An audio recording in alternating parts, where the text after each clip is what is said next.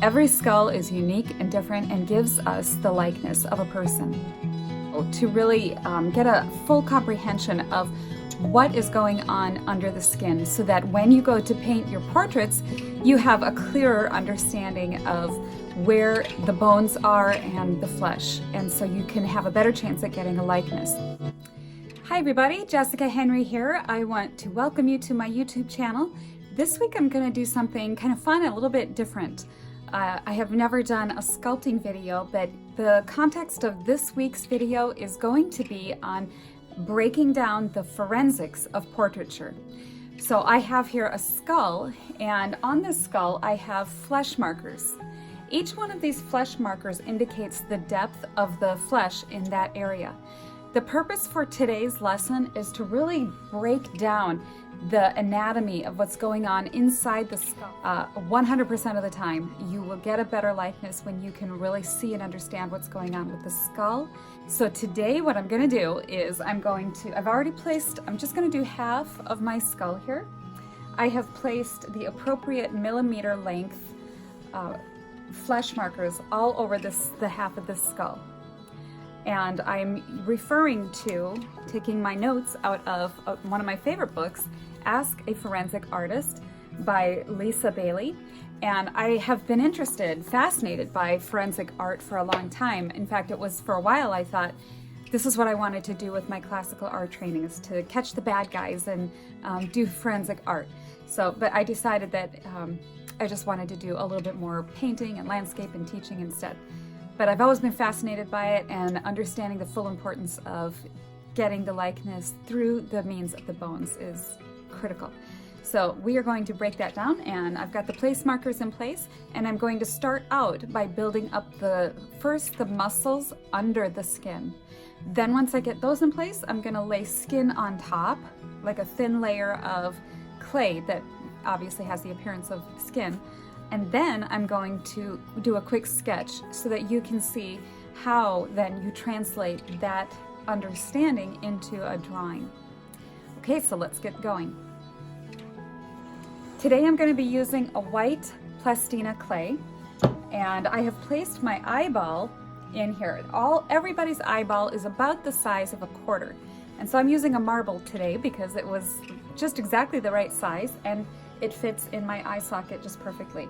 So the eye socket, when you look at an eyeball from the side, it sticks out from the eye socket about 16 millimeters.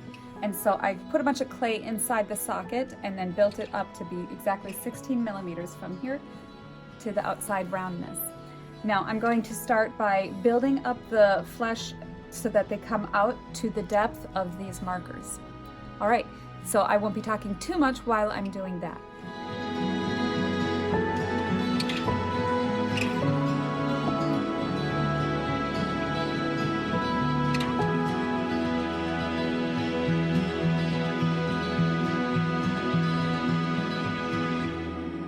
The first step is to build up the thickness as it is appropriate to the markers. I'm going to start around the eye, and I'm going to go from kind of like connect the dots from this dot to this dot.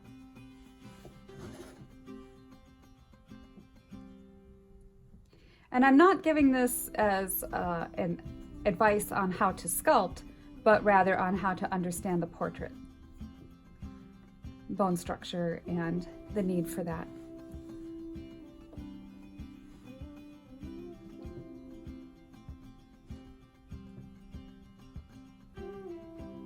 Making sure that I can still see that marker in there, working my way around the eye. A little bit thicker up here on the forehead. From there,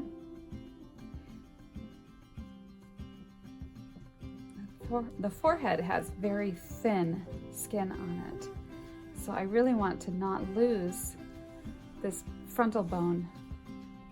Okay. So in this entire cavity over here, I'm going to put some clay inside there and just build that up, because obviously that's the temple, and we're going to get that going with some flesh in there. Because I've got a marker here, I need to build up that area. It's not considered an exact science because there are just too many variables that can affect a person's likeness as far as age, weight, lifestyle, and those things can take profound impacts on a person's likeness. But you can get a pretty good overall idea of what a person looked like from there. The ear would be in this place, so we're not going to get too carried away with that. What the person would look like from their skull. So this is obviously our thickest cheek area here. So we're going to kind of pack this area with clay right inside here and build that up.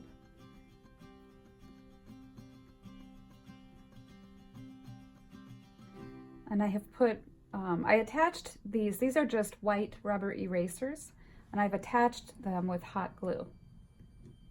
And I still have them showing through here. And of course, if you're doing a man as opposed to a woman, you're going to get muscles in different areas. The jaw muscles are typically much more pronounced.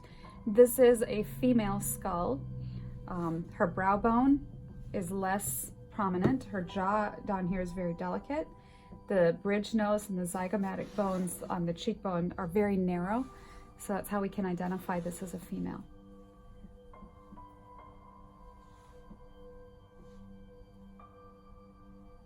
Just working again on building up some of this flesh around the eyes as I start to build up all of the muscles around the face too.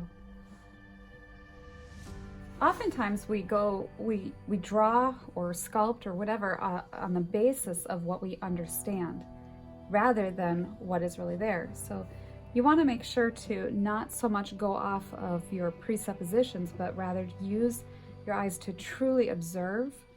Skulls are fascinating works of art, and I strongly encourage anyone to just really get in there and take a look and observe. When working on an eye, even in portraiture, I start with an understanding that the bottom eyelid wraps around the eyeball and the top eyelid comes over the top of that one. So I'm going to push this in a little bit and just sculpt around the eye a little bit here as we get going.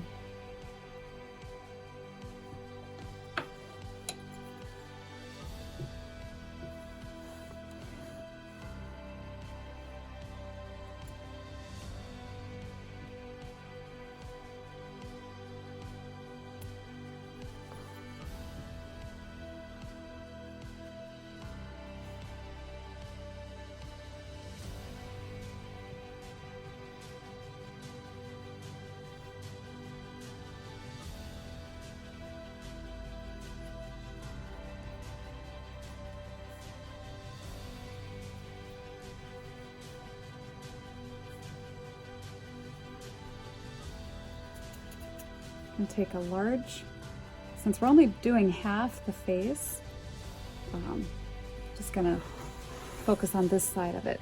Now, let me pull that back out. Under, the bridge of the nose comes out, so the nasal bone comes out like this. Then you have the anterior nasal bone down below here, and unfortunately here, I'm gonna take this marker off so that you can see this. The angle of this bone right here, the way it comes out of the face, will give you, if it's pointed straight out, your nose will be straight out this way, like a straight nose. If it's pointed upwards in a skull, your nose will be pointed upwards. If this bone then is pointed downwards, you'll have more of a hooked nose and it'll be pointed downwards. So that's just something to pay attention to. Back in place on this side. This bone for her anterior nasal bone points slightly upwards. So we're going to give her a slightly turned up nose. Going straight from the top and then straight from the bottom. Where those lines intersect gives you roughly the length of the nose. Build that up this way.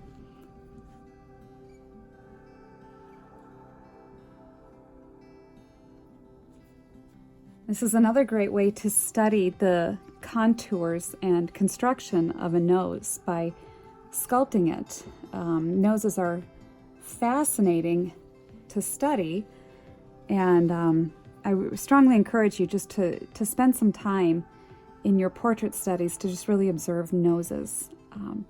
We'll get into this one, at least on the one side of her nose, and sculpt it out, and you can get a better feel for the shape as you are working on your own paintings.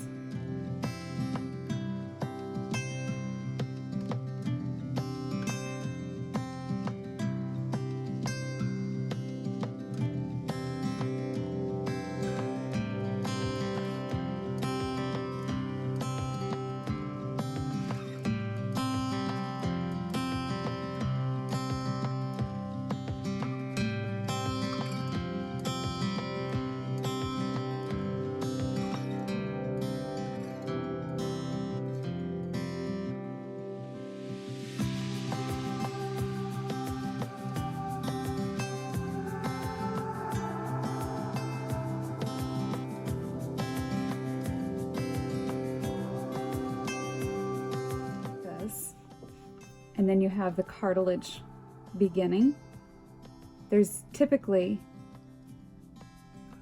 right at the end where the cartilage begins, there's a slight shift in the contour of the whole profile.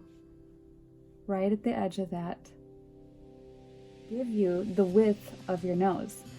So if if the bone opening is narrower, of course you have a narrower nose. If it's wider, you have a wider nose. So again, as you are doing a portrait, things you want to consider when you are doing noses is to look at what is happening with the bones underneath that sinus area.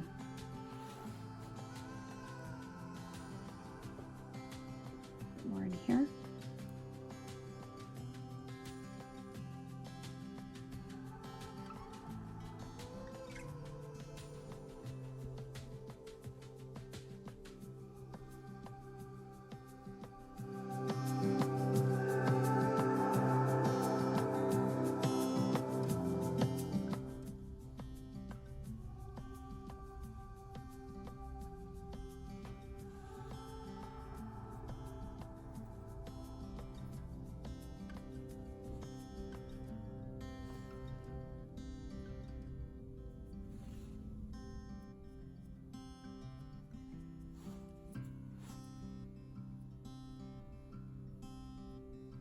On getting the flesh of this eye area just right.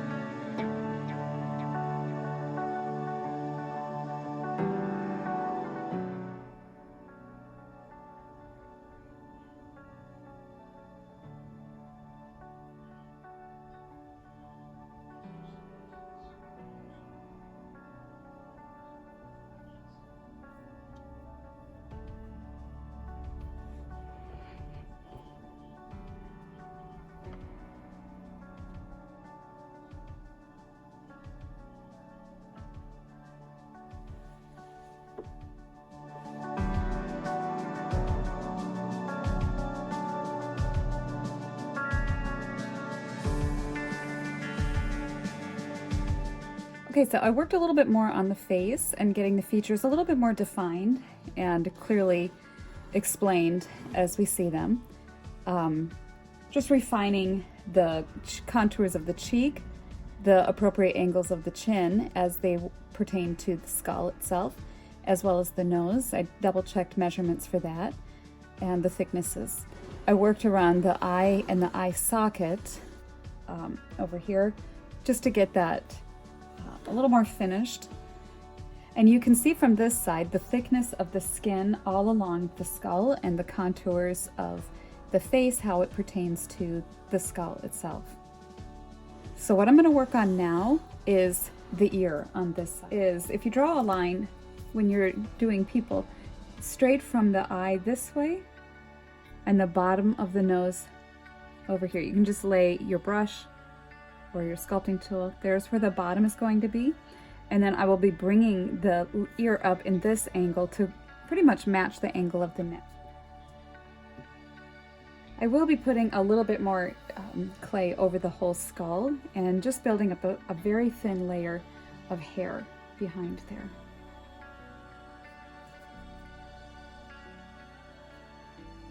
And if you drew a line straight up from the angle of your jaw, that's about where the ear begins. So we're just going to make that be represented by a groove right there.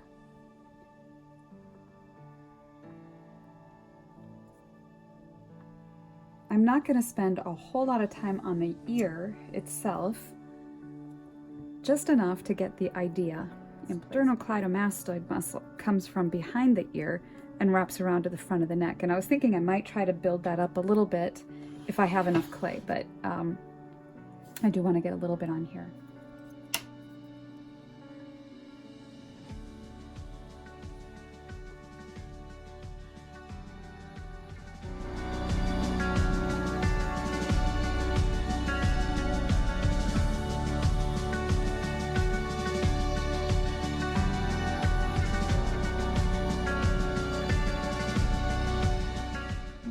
One like this.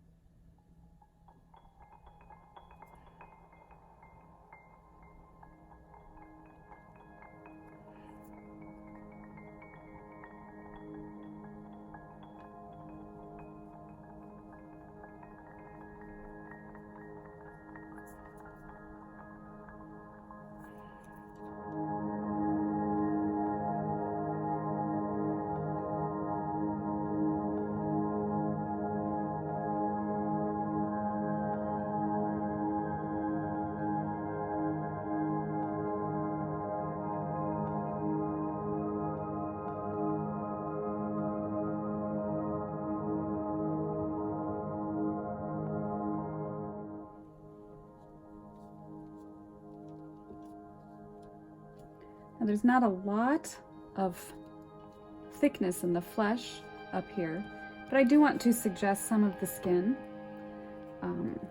And there is a little bit of musculature under the hair, under the skin. But for now, I want to focus on where the hairline begins from the face. And it is different on everyone, so we're going to assume that it is about where the forehead breaks, that angle. And the hairline along the side here usually comes about to the temple, and then it curves and comes down around this way and then back.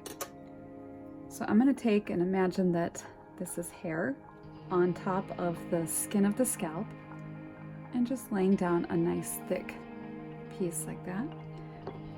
Since I'm going to be sculpting it as though her hair is tied back, it doesn't have to be very fluffy.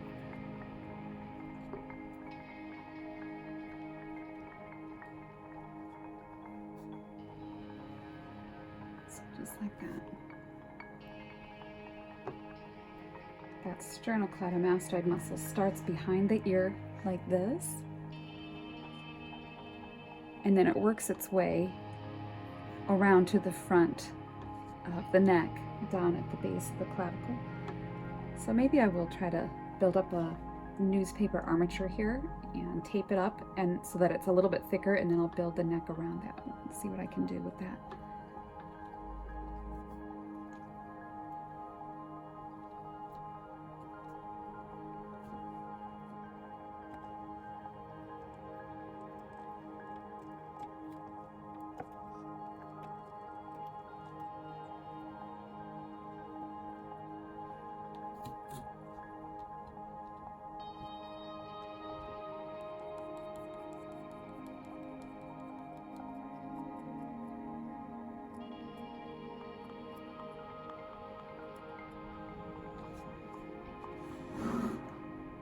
So I put a few plastic grocery shopping bags wrapped around this dowel and shoved up in here.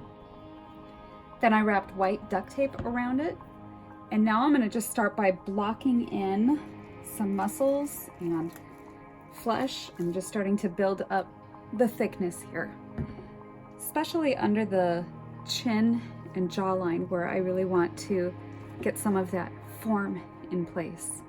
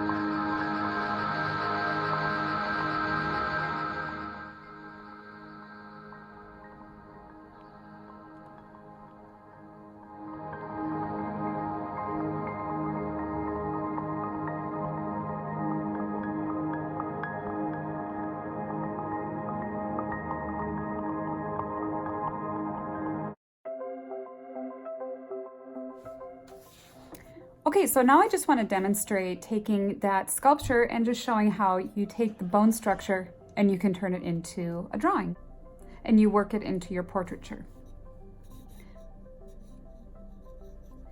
So I'm going to map out the eye socket.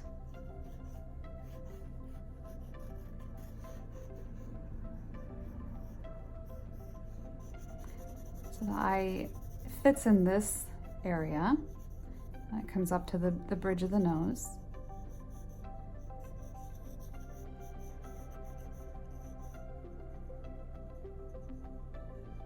I keep my pencil really loose while I'm working on this.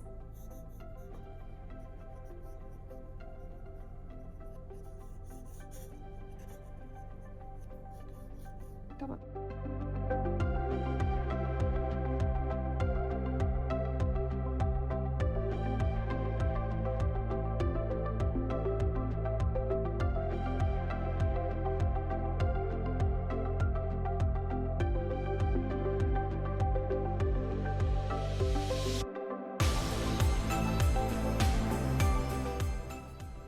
I see the frontal bone having a plane on it, going this way a bit.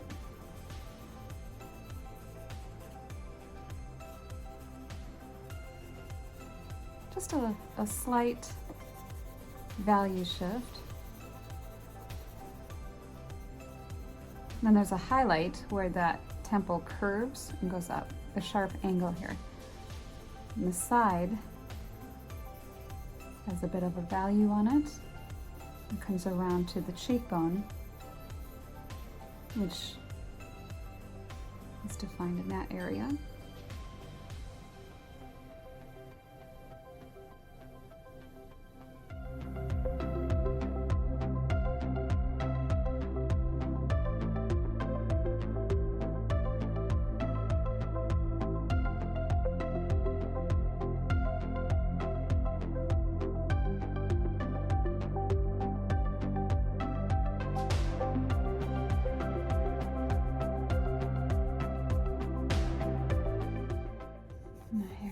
I'll just leave that to go back. And it comes down like this, and this mastoid muscle wraps around to the front. All right, so that kind of blocks in that overall shape. I'm just gonna put roughly the other eye socket in here. It's gonna look a little creepy, but that's all right.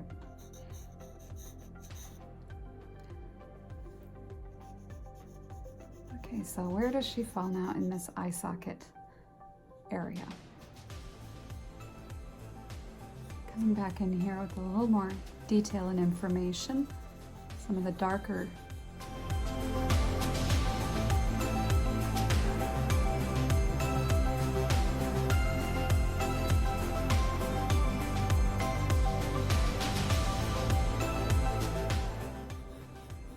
we'll give her a regular eye.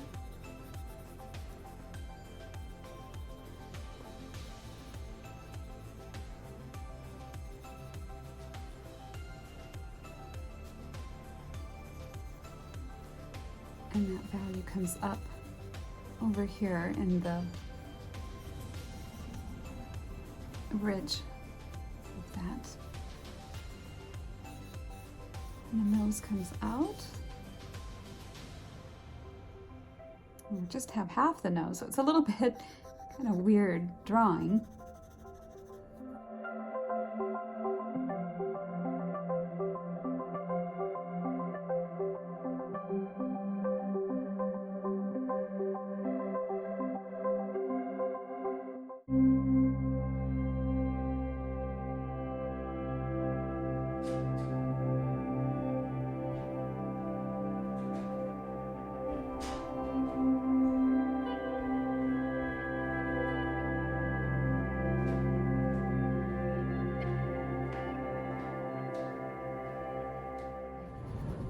Value that I thought was a little bit too dark.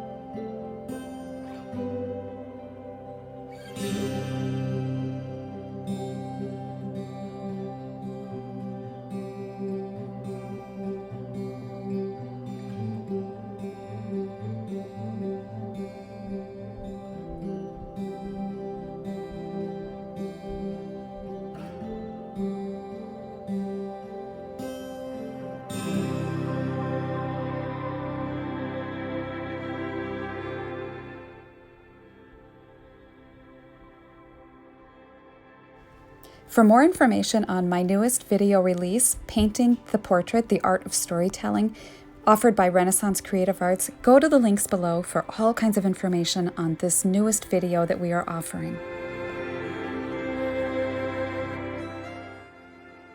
For more information on joining the Renaissance Academy of Fine Arts, go to